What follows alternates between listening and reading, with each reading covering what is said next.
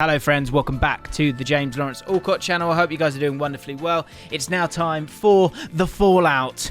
A couple of days late, but don't worry about it. We've got so much to talk about, so many teams to talk about. If by the end of this video you've enjoyed yourself, please do consider hitting the subscribe button as we're looking to grow the channel as much as possible, of course, and hit the like button as well. There is a winner of the FM22 giveaway. That winner is right in front of me right now. I think it's Ariel Sachs. Ariel, you are a new subscriber, so thank you for that. But more importantly, you've won FM. So hit me up on Twitter, at James Allcott, and I will give you the code. The sad news is that we had a like target of 4K to win a Scouted Football magazine, amazing magazine of all the new players that are going to be tearing it up over the next year or so. We're only on 3.8K. So we're going to have a rollover. But what I will say is if we can hit 4K on this episode, I'm going to give away 2. I am a nutcase. Let's get into it, starting off with Manchester United. And let's go straight to the lineups, because that was the big talking point when it came to this game. Ole Gunnar Solskjaer went into this game thinking, do not bloody concede and let's bank on Ronaldo. I tweeted it myself. I've seen this so many times with QPR. Now you'll laugh at that, but the important thing is that, not the important thing is, but the interesting thing is, having watched QPR and the way they played once we signed Charlie Austin, and I'm not trying to, and if you want to go mad on this, then fine. But what I'm saying about Charlie Austin is he hasn't got the legs to press, but he's an unbelievable finisher. Sound familiar? Yeah, exactly. It's Ronaldo. And so they banked, or Ole Gunnar Solskjaer banked on 2 things. He went into this game going, we will not be cut open like we have previously, and we, at the very least, will aim to get ourselves a clean sheet out of this game. And that's why there was 7 defensive players playing in this game. The other thing was, who does he bank on? Who can he trust? I think the 3 players that he thought he could trust, and he spoke about it in his interview. He was saying, I haven't seen a training session like I have with Edinson Cavani on that Tuesday in however many years. So you know he's going to work his nuts off in Edinson Cavani. So he is actually a great partner within this system with Cristiano Ronaldo. But also Bruno Fernandes, allowing Bruno Fernandes to get into a more central area. All 3 of these things happen, but there's a bigger question here, a much bigger question. Is this the way forward? Is this a way of fixing Man United long term, or is this just one option of how Manchester United can play? Because I said it, I was on Sky on Saturday, and I said, I don't see 3 at the back working. And when I said that, what I meant was, when you play 3 at the back, there are some sort of pressure positions or important positions. And for QPR at the time, it worked for us, but we had some weaknesses in some of those areas. Let me show you the average positions. When it comes to Man United and how you're trying to grow this squad, this team, and how you want to play as well, the reason I said 3 at the back won't work was because you've bought Jadon Sancho. So does Jadon Sancho work in this formation? Not really. I don't really know why you wouldn't. If you were going to play like this for the next 2 years, let's think about, say, Liverpool or Man City. You know how they're going to play. You know generally how they're going to line up. For Man United, if you want to go down this road, then you're wasting a player in Jadon Sancho.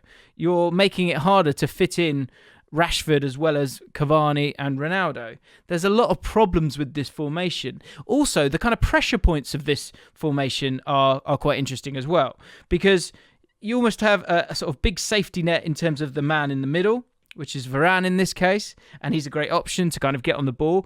You allow yourself a lot more safety defensively, and so this might be a route to continue down when you go and play Man City. But the key positions are actually the fullbacks, and they're actually the centre-backs. Now, in this game, and this was a perfect game for them because you've got a team that's incredibly turgid in Spurs that you're playing up against, being able to be progressive in terms of Maguire and Lindelof, They did that. They were good when it comes to that. Both no one carried the ball more into the final third than Lindelof and Maguire, 2 each. And in terms of progressive carries, it was only Fred who had more with 5. Maguire had 4. My problem with this is that the key players in this formation are those 2 centre-backs and those two fullbacks. Because if you imagine the pitch is switched round, what you do is you have options to make your way up the pitch this way. You kind of go like this. Imagine Luke Shaw moves forward again. And then you get crosses in the box, and you've got your 7, you've got Edison Cavani in the box. And so you have bodies in the box, you have numbers at the back, but the way you work up the pitch is kind of down both sides, if that makes sense. So let me just show you again. Really, there'll be a focus down the side of the pitch where Varane will stay as that central centre-back, and these 4 need to work together. Ronaldo will stay as far forward as he can do, and then the same goes on the other side. And you saw Wan-Bissaka getting forward a hell of a lot more, because once again, Lindelof's able to play that pass. Lindelof can come and get it back, or he can play it into someone like Fernandes. But again, those fullbacks have to carry on those runs, and that's how you sort of work your way up the pitch and then end up getting crosses into the box. It worked in this game. It really did, and that's fine. But down the road, if you've got a team where your 2 strikers are of that age, that's not fixing the problem. It really isn't fixing the problem. Yes, I guess the other strength of it is that it hides the centre midfielders in terms of their ability to have to get on the ball too much, because actually the starting point are those 2 centre-backs again, instead of the 2 central midfielders. I think the other thing that might be nice about this formation, if you can do it, is bringing in Pogba for one of Fred and McTominay, because it's so crowded in the central area, and also you don't really press as a team. If you watch the game back, you'll see it was very congested through the middle. And what that means is that you can't really get caught out as a midfielder through the middle either. There'll be attempts maybe to go round the sides, to play balls down the sides here and here, or to get round the side that way as well. But really, in terms of going through the middle, which is somewhere where Man United have been exposed quite a lot, this is a way of working. My problem with it is the fact that, what about Mason Greenwood? What about Jadon Sancho? What about Rashford? Are they as good and as clutch as Ronaldo? No. But is this a long-term strategy? And does that even matter? Is it just about getting as much as you can from this season? Let me know, Man United fans, in the comments below. Liverpool 2, Brighton 2. Liverpool at home will be wanting to win the games, of course. It's disappointing when you have a victory like you have against Man United away from home to then draw the next one. And that's 4 draws in the last 10 matches for Liverpool, which maybe kind of makes you want to have a look at their game management, maybe a touch. In the game itself, Liverpool only created 1.1 XG. Yes, they did have 2 goals correctly disallowed. One was from a mistake from Sanchez. But even in that mistake, what you can see is that this Brighton team are well coached and have the sort of mettle to endure the pressure that comes with a team like Liverpool. They really did go toe-to-toe with each other. And I think the stats kind of painted a bit of a picture of how great this Brighton side is. And in terms of the ceiling, I mean, it's one of those where I think they will have a good game against everyone. Will they win them all? Will they have the quality to score enough goals? I think that might be the problem down the line in terms of them doing something outrageous like getting into the top 4, for example. But they're a really, really well drilled side, and they play the ball out as well. Yes, they had 42% possession, but 464 passes is a lot of passes, which is nice. I also like about the makeup of their team is that they have dribblers, and dribblers take players out of a game, especially if you're getting pressed as well. So I think that's a really nice weapon that Brighton have, and I think you can see it by the players that they have. Let's show you them, and let's show you these average positions, because I think it's something to be applauded, really, that they really did go toe-to-toe with this Liverpool side. There's something interesting about the Liverpool side as well. First of all, in terms of the dribblers, let's have a look at the lineups first. If you think Lallana, good dribbler of the ball, Basuma can drive with the ball, Mwepu can drive with the ball, Solly March, Leandro Trossard as well. I think without Maupay, that was the sort of way around it a little bit more. Having that composure, having players with composure made a massive difference. For Liverpool, it's interesting to see their shape compared to last season, and I think it's something that Klopp's really kind of stuck with. Despite the loss of Harvey Elliott, we thought it might just be a bit of a trend. If you imagine some of those early games, Harvey Elliott was doing this role of Naby Keita, being that player on that right-hand side who offers the ability to kind of drive into the box, but to underlap or also overlap as well. And it just creates another option for Trent to do exactly the same thing, and also for Salah to have a bit more space and not get doubled up as much as he did do last season, because it became a bit predictable, didn't it? Because they didn't have someone like Henderson or now Naby Keita in that role. And I think Naby Keita or a Harvey Elliott takes it to the next level a little bit, because Jordan Henderson will always kind of stay in this inside channel as a centre midfielder, whereas Naby Keita will drive on beyond just that little bit more, or is happy in those wide areas, as I just said. What I did like about Brighton as well is the fact that if you look at these average positions, then keep an eye out on Brighton's. They basically match them. And hang on, let me get rid of this. They match them. You can see it again. So 1, 2, 3. They kept their shape and did fantastically well. And they kind of used an inspiration maybe of Potter's, which is Pep Guardiola and the side and how they're playing at the moment. If you think of the way that they utilise Rodri and Bernardo Silva, that was kind of happening with Basuma, the number 8, and Mwepu, the number 12. Lallana's a great kind of hybrid footballer, as is Trossard as well, and those two really worked well, but they only work well in a good system. And again, I thought they were really impressive, and it's only going to exude more great media really for Graham Potter, who no doubt at some point will be taking on a very high profile job. Man City versus Crystal Palace. I said it was coming, didn't I? I did say it was coming for Crystal Palace. Did they get a little bit of good luck? I don't even know.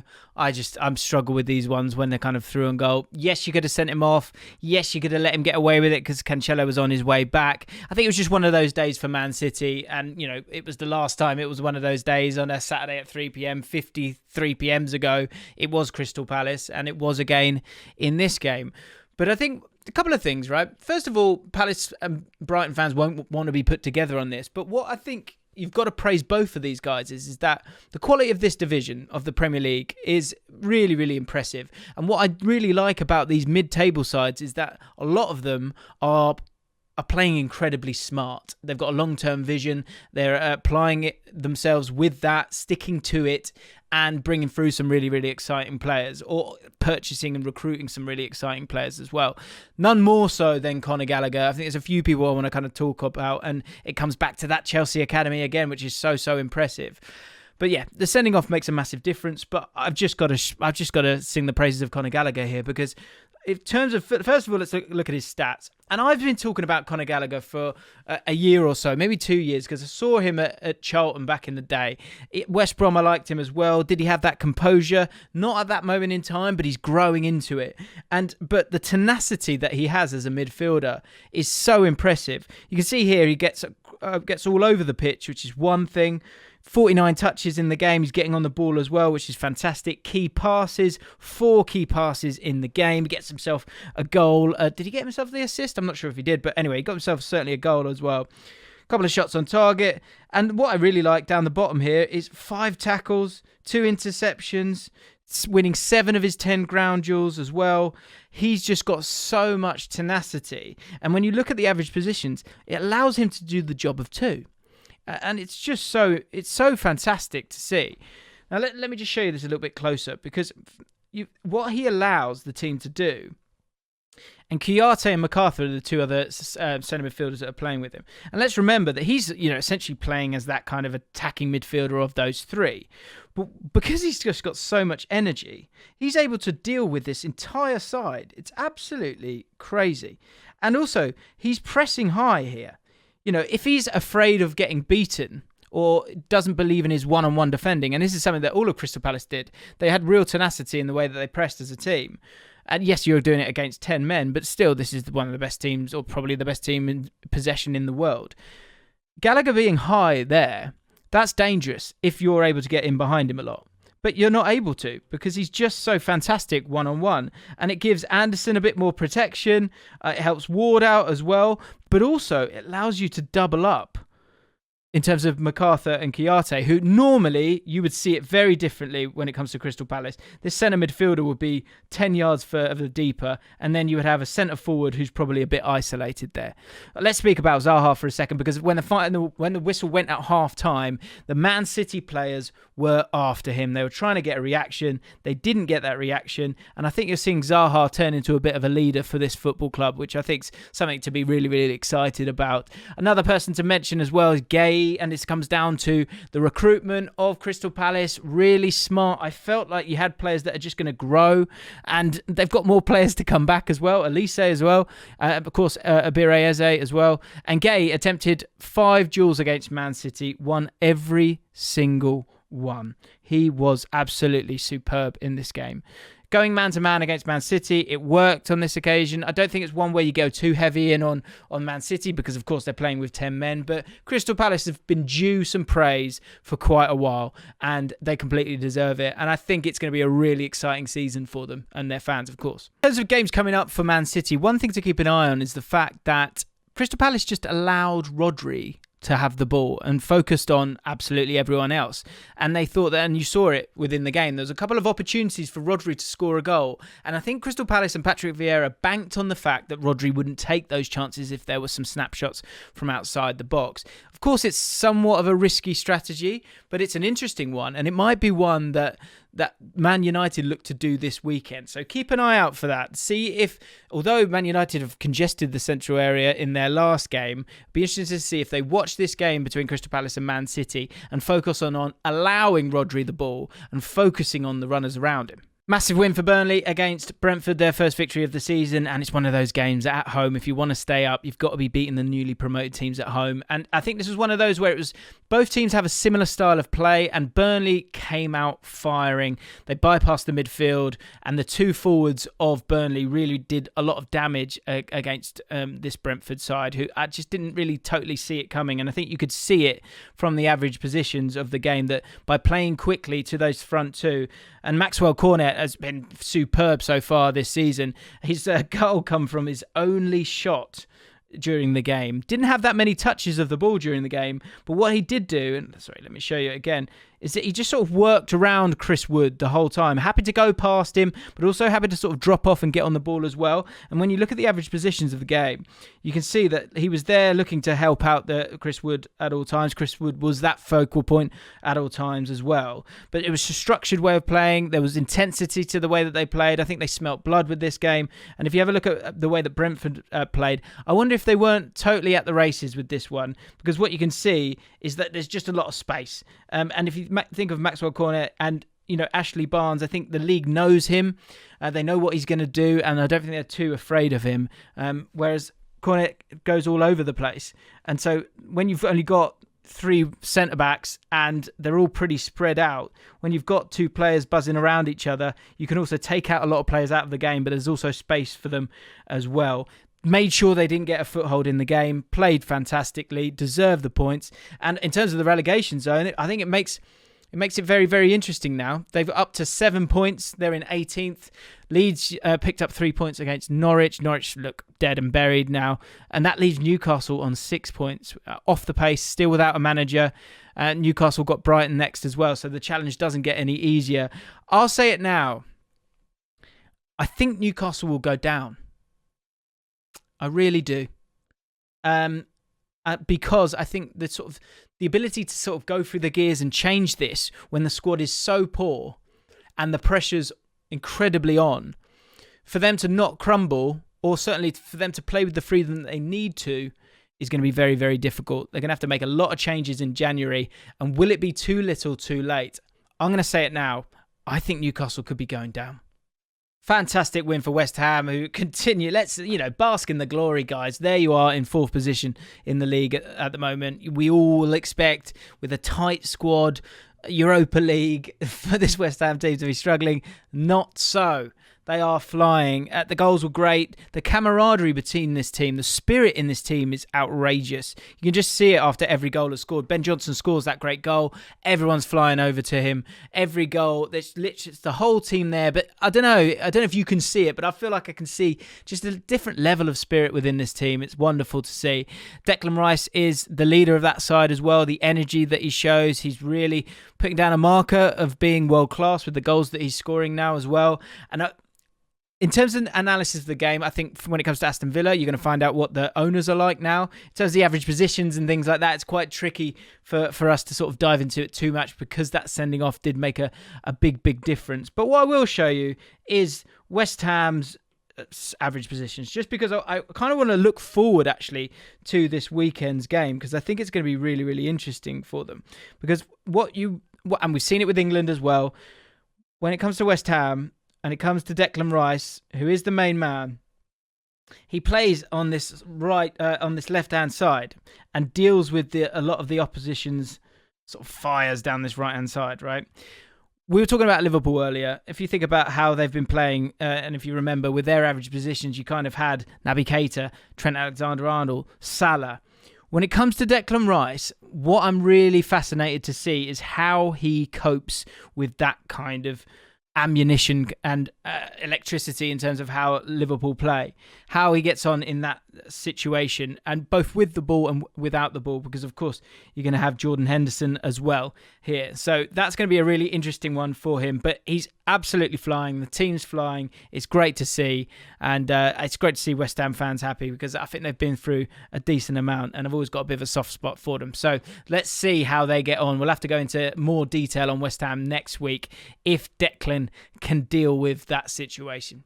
Last but not least, of course we're going to talk about Arsenal, guys. Of course we're going to talk about Arsenal. Now I'm going to talk about the good bits and the bad bits, okay? First of all, Ramsdale. Let's talk about Ramsdale. Wow. Calm take here. Yes, it was an amazing save. The ball wasn't right in the corner with the free kick. Let's just get that out of the way. That's just been on my chest. I just think, I don't know. I feel like it was a great save. What's it like next level? I don't know. For some reason, I'm like, okay, it's a free kick.